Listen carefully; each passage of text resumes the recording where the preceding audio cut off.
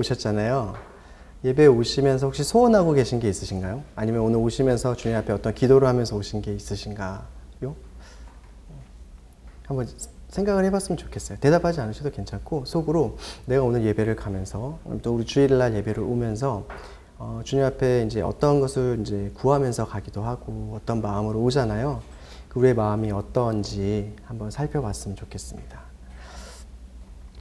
그래서 그걸 여쭤보는 이유는 오늘 시편이 성전에 올라가는 노래예요. 성전에 올라가며 부르는 노래라고 되어 있는데 그 성전은 하나님이 계신 곳이고 하나님의 거처, 하나님을 만나러 가는 길입니다. 그때 했던 고백과 또 우리의 고백과 어떤 게 닮아 있고 또 어떤 게 다른지 좀 같이 살펴보면 좋겠다라는 생각이 좀 들었어요. 그래서 올라오기 전에 한번 여쭤보고 싶었습니다.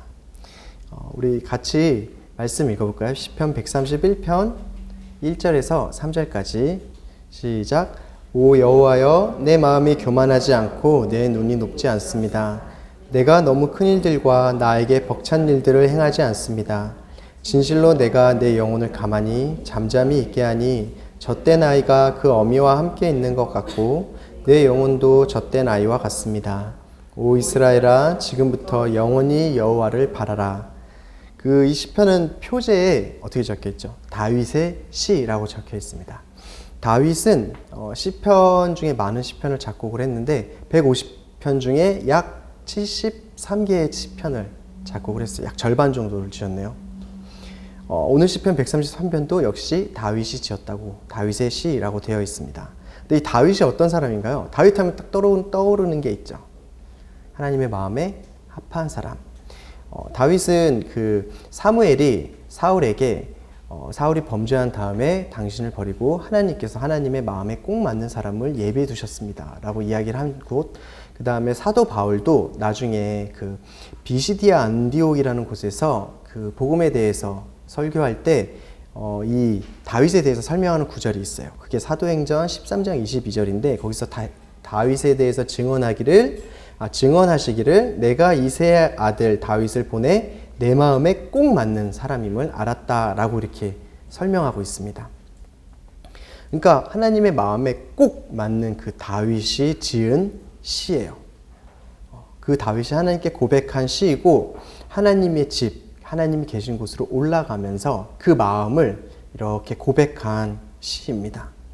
성전에 오르며 부르는 노래라고 되어 있잖아요. 그 성전에 오르며 부르는 노래라는 표제가 붙어있는 시편은 총 15편이에요. 근데 120편부터 134편까지 모여 있어요. 그래서 120편부터 134편, 15개 맞죠? 근데 어떤 학자들은 이렇게 얘기를 합니다. 이 15편의 시편이 제의적인 목적, 즉 무슨 얘기냐면 성전에서 여인의 뜰이라는 곳이 있고 이스라엘의 뜰이라는 곳이 있는데 거기로 올라가는 계단이 15개래요.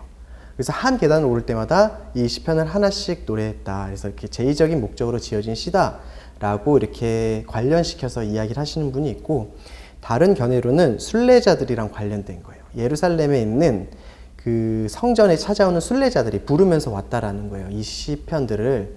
근데 왜 올라간다고 표현을 했냐라고 하면 이스라엘에 가면은 이 당시에는 성전이 이스라엘의 가장 높은 예루살렘의 가장 높은 곳에 있었어요. 그렇기 때문에 그냥 지형을 따라가면 이렇게 올라가는 지형이 나올 수밖에 없거든요. 성전까지 가면.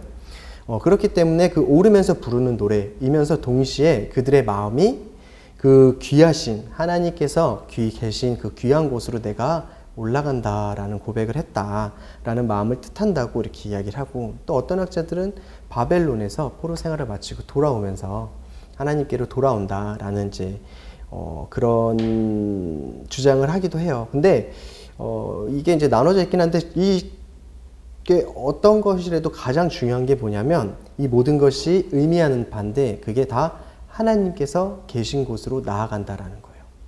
하나님이 계신 그곳으로 내가 나아간다라는 의미를 담고 있는 거예요. 그리고 우리가 조금 주의 깊게 이제 살펴보고 싶은 내용이 뭐냐면 바로 앞에 있는 시편의 내용입니다. 시편 130편의 내용은 이렇게 돼요.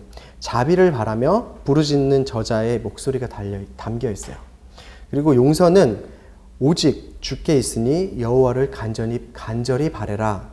여호와께 온전한 구원이 있다라고 고백하고 있습니다.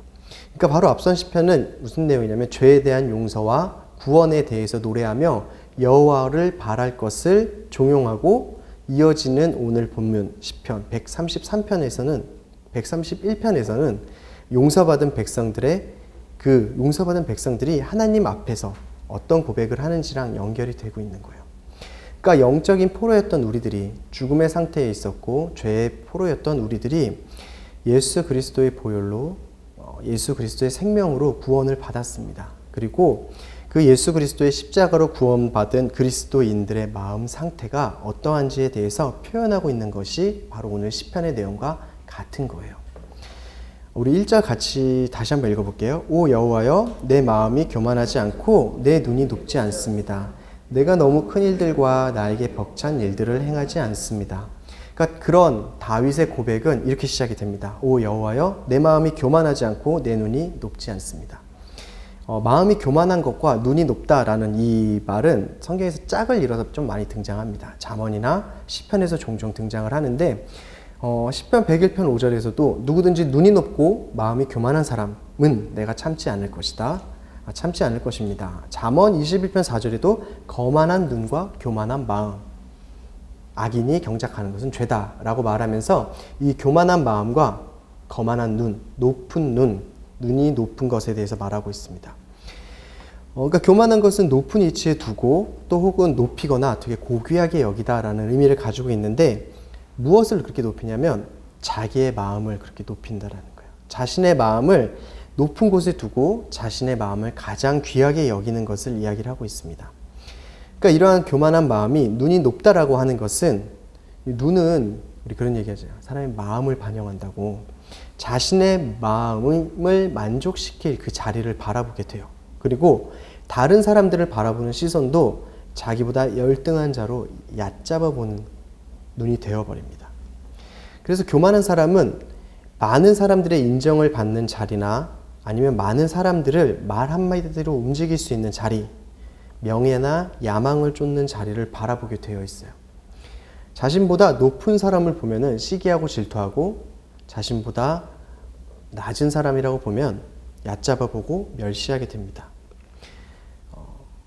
우리에게 그런 모습은 없겠죠. 이제 적어도 대놓고 그러진 않잖아요. 말씀에 있으니까 우리가. 대놓고 그러면 진짜 안 돼요. 대놓고는 큰일 나요, 진짜로. 근데 그리스도를 쫓는 사람들에게도 이런 모습이 있을 수 있다는 게 정말 슬픈 일인 것 같아요. 그러니까 세상적인 명예나 야망을 제가 버렸습니다 라고 말하지만, 이 안에 아직도 영적인 명예나 야망을 붙들고 있는 거예요. 야망을 버린 게 아니라 야망의 대상을 바꿨습니다. 눈에 보이는 세상적인 것이 아니라 눈에 보이지 않는 영적인 것으로. 그래서 영적인 높음을 추구해요. 영적인 면에서 많은 사람의 인정을 받기를 갈구합니다. 영적인 면에서 인정받고 영예로운 사람이 되기를 바라는 마음이 그런 마음일 수가 있습니다. 자신보다 누군가가 영적으로 더 나은 것 같다고 생각되거나 영향력이 있다고 생각되면 시기하고 질투하고, 그게 심해지면 험담하고 깎아내리고, 그렇게 투기로 나옵니다.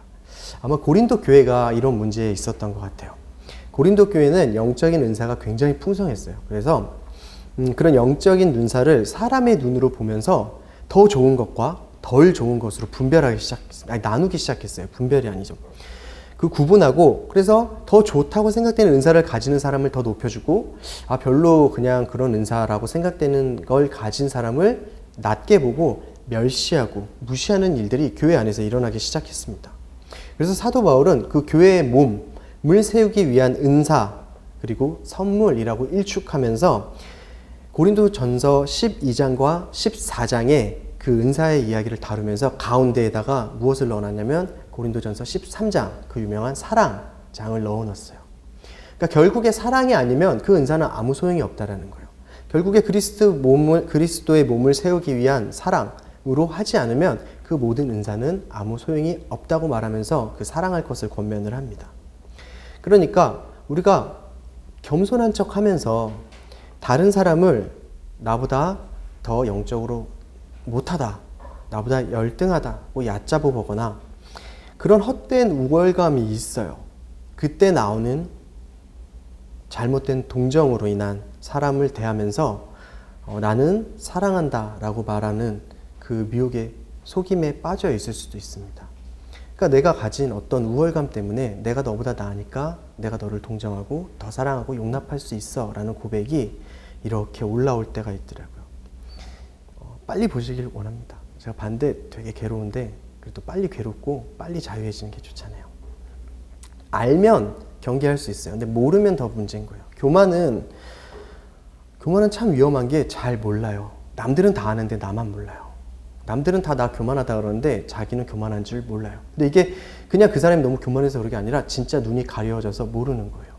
누가 깨우쳐줘도 모르고 누가 알려줘도 모르고 누가 말해줘도 모릅니다. 공격한다고 생각하고 나를 적대한다고 생각해요. 정말 주님께서 보게 하시는 게 은혜고 그 아픈 모습을 볼 때가 주님의 사랑이 드러날 때인 것 같아요. 그래서 그런 자신보다 못하다고 생각되는 사람은 사랑할 수 있는데 자신보다 나은 사람은 그렇게 생각되는 사람은 사랑할 수 없는, 그러면 어쩌면 그 교만함이라는 함정에 빠져 있을 수도 있어요. 그러니까 자기를 잘 점검해 보기를 원합니다. 이 교만은 내 마음의 욕심으로부터 시작이 돼요. 그리고 어느새 내 생각과 내 마음을 장악하고 그곳을 움켜잡고 나를 이렇게 인도해 갑니다. 말과 행동과 모든 태도를. 아까 이야기했다시피 그래서 나만 모르게 되는. 그러니까 우리가 우리의 마음을 이러한 상태에 그대로 두지 말아야 됩니다. 그래서 두지 않도록 애써야 하고 우리가 우리의 마음이 어떠한지 깨닫게 해달라고 성령님께 하나님께 보여달라고 하는 것이 그래서 중요한 거예요. 그 계속 경계하고 경계하지 않으면 우리의 몸은 어느새 그 자리에 가 있을 겁니다. 그렇게 자신의 마음을 제어하고 훈련한 사람은 하나님 앞에 나아갈 때 이렇게 고백할 수가 있을 거예요. 오 여호와여, 내 마음이 교만하지 않고 내 눈이 높지 않습니다. 그러니까 누구 앞에 고백을 하냐면 이 성전에 올라가며 이 예배에 나아가면서 사람들이 아니라 오직 하나님 앞에 단독으로 서서 하나님 앞에 고백하는 거예요. 여러분, 우리가 주 앞에 무릎을 꿇고 기도할 때 우리가 아무도 없는 그 골방에서 문을 닫고 주님 앞에 홀로 있다고 생각할 때 우리가 주님 앞에 드려야 될 고백이 바로 이 고백인 거예요. 근데 문제는 제가 이 고백을 주님 앞에 딱 붙들었을 때 할 수 없었다라는 거예요. 무슨 말이냐면 하나님을 뵙기는 너무나 간절히 원하고 그 성전에 올라갈 때 하는 그 고백, 예배에 나아가서 주님을 만나기를 간절히 원하면서 하는 이 고백을 하고 싶은데 제 마음을 살피고 중심을 살피신다는 그 주님 앞에 제가 이 말을 할 수 없는 거예요. 제 마음이 교만하지 않습니다 라는 말을 도저히 못하겠는 거예요. 그러니까 한편으로 이런 마음이 딱 올라와요. 아, 다윗이니까. 그래서 하나님 마음에 꼭 맞는 소리를 들었구나. 아, 이런 마음을 가지고 있으니까 역시 하나님이 내 마음에 꼭 맞다라고 하셨지. 그러니까 다윗이니까 그런 소리를 들었지. 다윗이니까 했겠지. 라는 말을 이렇게 마음이 올라왔는데 그 고백을 말하고 뒤로 물러나고 싶지는 않았어요. 그래서 주님 앞에 주님 저는 다윗처럼 고백할 수가 없는데 근데 주님 앞에 나아갈 수가 없는데 어떻게 나아가야 되냐. 내가 주님을 포기하고 싶진 않다. 라는 고백을 할 때 주님께서 떠오르게 하신 말씀이 있었어요. 누가복음 18장 9절에서 14절까지 내용입니다. 바리새인과 세리가 성전 앞에서 기도하는 내용을 다루신 거예요. 예수님의 비유입니다. 바리새인은 딱 서서 스스로 나는 거룩하고 나는 흠이 없고 나는 의롭습니다. 나는 11조를 냈고 모든 일을 다 행했습니다. 라고 당당하게 기도하는 바리새인과 차마 자신의 죄 때문에 성전에도 들어갈 엄두도 못 내고 고개도 못 들고 있는 세리의 기도를 말씀하시는 부분이었어요. 누가복음 18장 13절 혹시 찾으셨으면 우리 같이 읽어볼까요?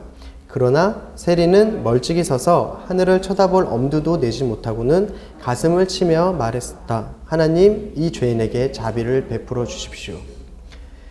하나님, 이 죄인에게 자비를 베풀어 주십시오. 이것이 그 다윗의 고백, 오 여호와여, 내 마음이 교만하지 않고 내 눈이 높지 않습니다. 라는 고백의 또 다른 표현이었던 거예요. 주여, 내 마음이 교만합니다. 제 마음의 교만을 제거하시고 내 안에 정결한 마음을 창조하시고 내 안에 정직한 영을 새롭게 하여 주십시오 라고 고백하는 것. 그게 다윗의 고백이었잖아요. 우리도 그렇게 주님 앞에 주님 제 마음이 교만하지 않습니다. 한 번도 교만한 생각을 한 적이 없습니다. 라고 말하는 것이 아니라 그것은 다윗의 중심에 있는 하나님 앞에 드린 고백이에요. 우리가 주님 앞에 주님 제가 교만합니다. 저를 주님의 피로 주님의 십자가로 정결하게 하시고 제 안에 정직한 영을 창조하여 주십시오. 라고 구하면서 주님께서 우리를 그렇게 만들어 주실 것을 구하면서 나가는 것이 그 다윗의 기도의 다른 모습인 것 같습니다. 그러면 신실하시고 의로우신 하나님께서 우리 죄를 용서하시고 모든 불의에서 깨끗하게 해주실 것이고 우리를 하나님 품으로 하나님께서 직접 인도에 들어가실 거예요. 근데 이런 교만한 마음을 그대로 두면 이 교만한 마음은 자기 자신에게 큰 일과 감당하기도 벅찬 일을 행하라고 요청하기 시작합니다. 큰 일을 하고 벅찬 일을 감당할 때 자신이 더 높아질 수 있으니까, 자신이 더 인정받을 수 있으니까요. 그래서 점점 더 큰 일, 모든 사람들이 인정하는 일, 모든 사람들이 우러러보는 일을 하라고 말합니다. 그런데 다윗은 반대로 고백하죠. 내가 너무 큰 일들과 나에게 벅찬 일들을 행하지 않습니다. 여기서 행하다는 건 걷다라는 뜻인데 이제 삶을 살아가다 아니면 무엇을 추구하다라는 의미를 가지고 있습니다. 그러니까 모든 사람이 볼 때 인정하는 일들이 있잖아요. 와, 저건 진짜 대단하다 하는, 아니 그 위대한 일, 그 사람은 정말 위인이야, 위인.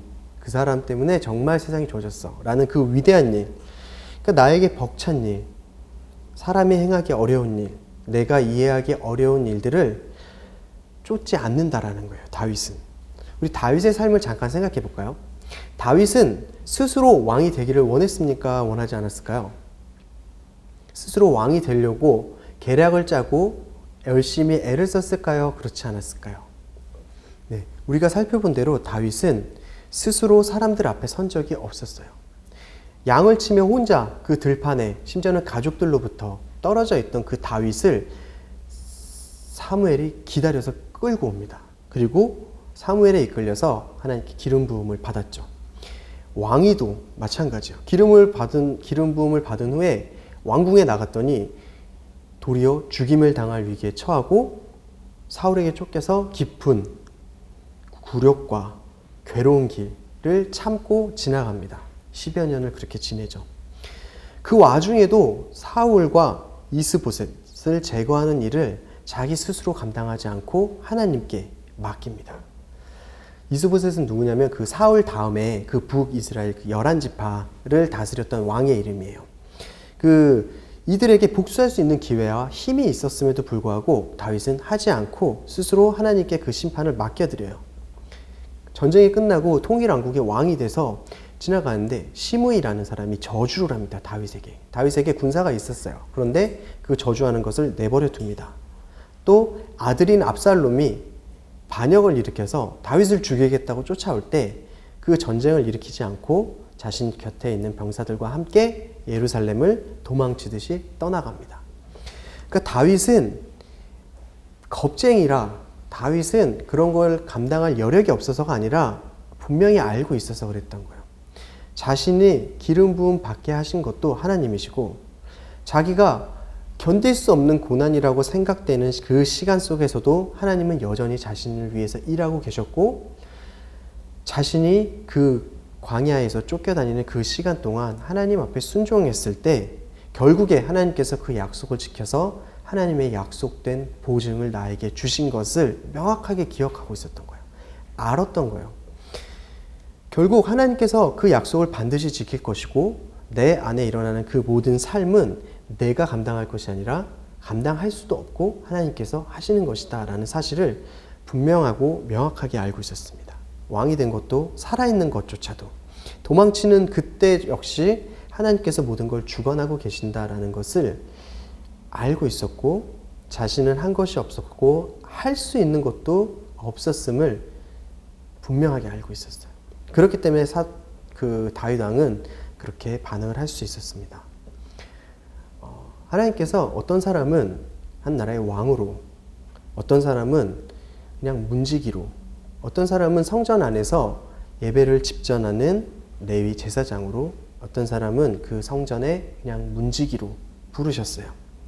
어떤 사람한테는 5달란트, 주시고 어떤 사람한테는 3달란트를 주십니다. 믿음의 분량대로 나누어 주십니다. 근데 우리는 왜 나한테는 5달란트를 주지 않는 것일까? 왜 나는 왕으로 부르지 않고 고작 문지기로 불렀을까?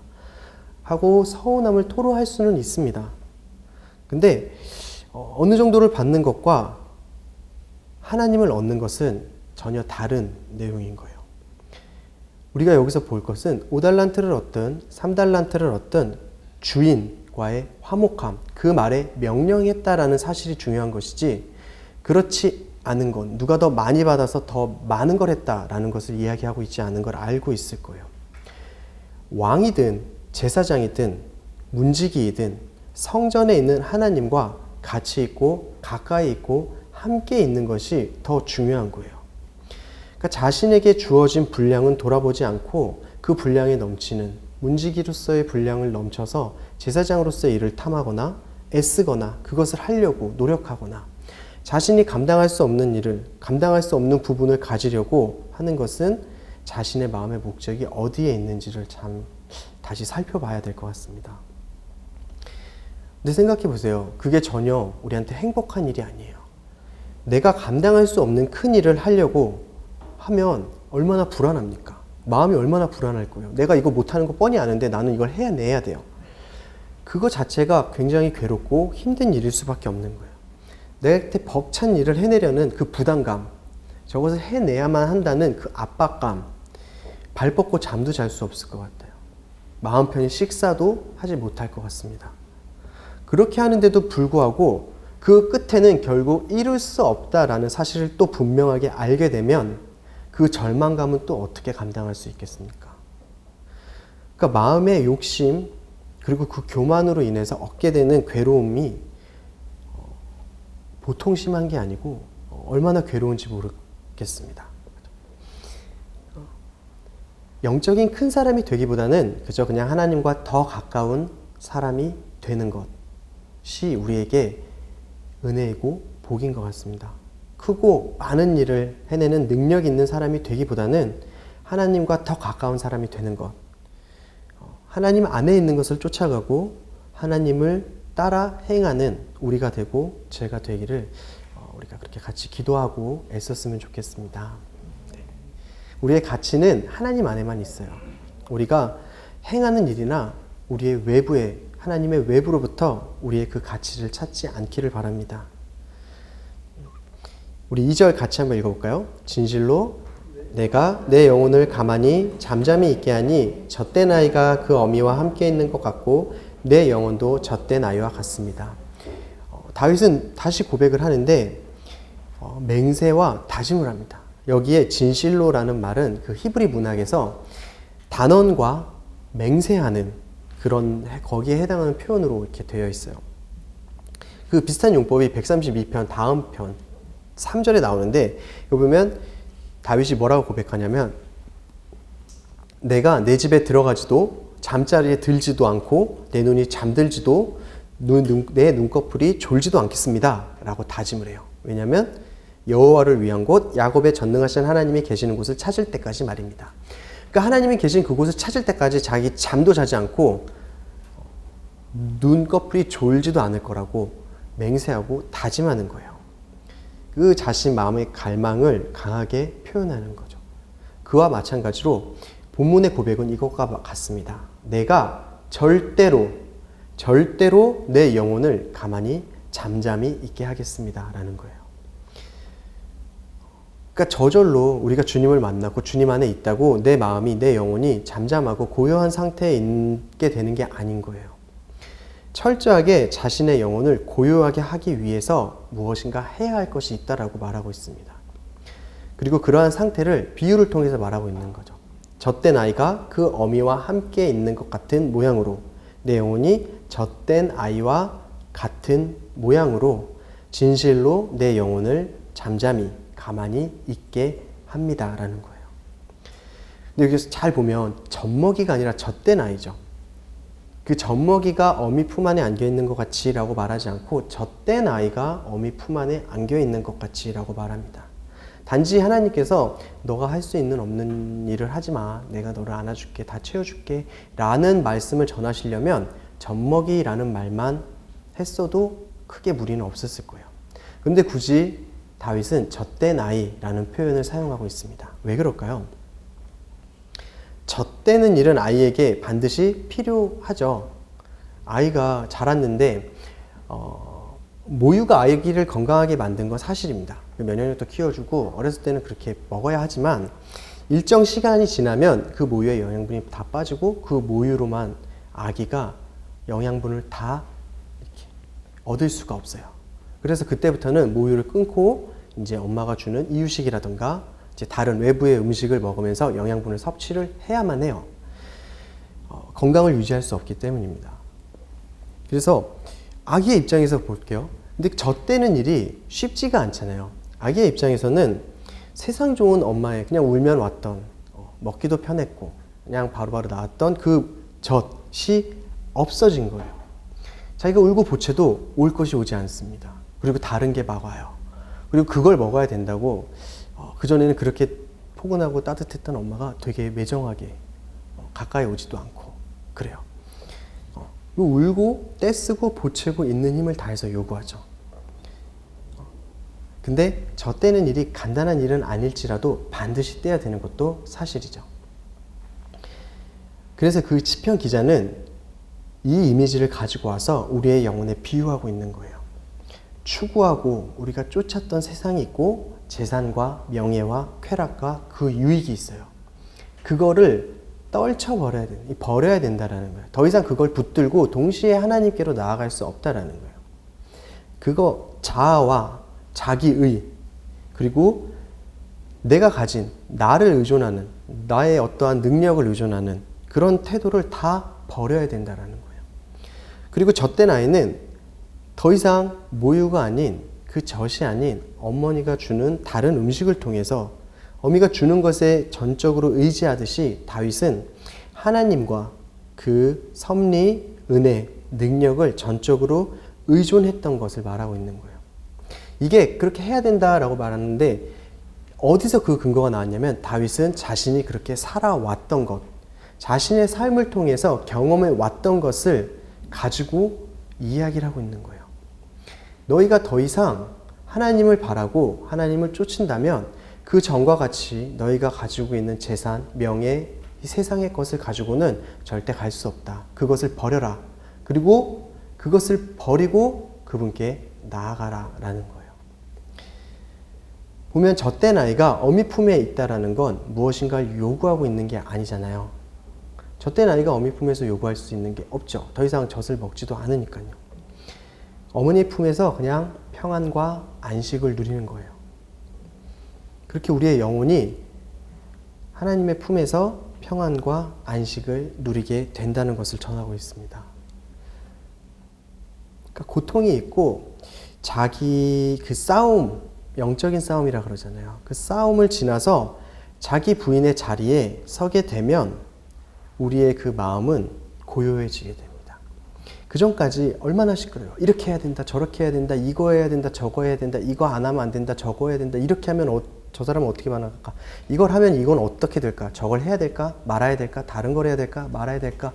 이 혼란함, 내가 무언가를 자꾸 해야 된다고 외치던 이 내면의 영혼이 잠잠해진다는 거예요. 오직 하나님을 바라고 하나님을 의지함으로써 잠잠해질 수 있는 거예요. 그래서 시편 62편 5절에 내 영혼아 조용히 하나님만 바라라. 내 소망이 그분에게서 나오는구나 라고 다윗은 마찬가지로 고백하고 있습니다. 주님의 그 평안과 안식에 이르기를 원합니다. 여러분이 다 주님이 주시는 평안과 그 안식 가운데 있기를 원해요. 그런데 그냥 갈 수가 없는 게 함정이죠. 여러분 손에 있는 그 모든 걸 쥐고는 절대 갈 수가 없습니다. 하나님 앞에 나아갈 수가 없어요. 그 힘을 빼고 나아가길 원합니다. 근데 그 세상으로부터 그 뜯어내는 것을 하나님께서 하실 거예요. 젖된 아기의 젖은 누가 떼나요? 아기가 나 이제 젖을 떼겠습니다. 그러고 떼진 않죠. 젖은 엄마가 떼죠. 그리고 음식도 엄마가 공급합니다. 마찬가지로 우리를 세상으로부터 떼어내는 것도 하나님이 떼시고 또 세상 가운데 살아갈 수 있는 인도하심도 하나님께서 하십니다. 그래서 다윗이 마지막 절에 오 이스라엘아 지금부터 영원히 여호와를 바라라 라고 말하고 있는 거예요. 이 바라다 라는 말은 기다리다 라는 말이에요. 이스라엘아 기다려라 라는 거예요. 여호와를 기다려라 라는 거예요. 여러분을 세상으로부터 뜯어내고 주님 안에 그 평안과 안식 가운데 데리고 들어가시는 그 하나님의 능력의 손이 일하는 때를 원하고 기다려야 되는 거예요. 아무것도 안 해야 됩니까? 그렇다고. 아니죠. 계속해서 우리는 그것을 주님 앞에 고백해 나아가야 되는 거예요. 내 안에 내가 의지하고 내가 아직도 붙들고 있는 것이 무엇인지를 계속 찾아내고 내 안에 있는 그 교만한 마음들을 내가 어떤 상태에 있는지를 계속 구하고 그것을 주님 앞에 내어놓음으로써 계속해서 주님 우리 안에서 새 마음과 정결한 마음을 창조하시고 주님 제 시선이 세상이 아니라 하나님이 가진 것, 하늘의 것을 바라보게 하여 주십시오 라고 계속해서 기도하고 싸워야 되는 거예요. 그게 아마 믿음의 싸움이 아닐까 싶습니다. 그래서 우리가 하나님의 그 인도하심과 도우심을 따라서 세상으로부터 오는 유혹과 욕심을 좀 십자가 앞에 내려놓고 아버지로부터 오는 안식과 평안 가운데 머물 수 있었으면 좋겠습니다.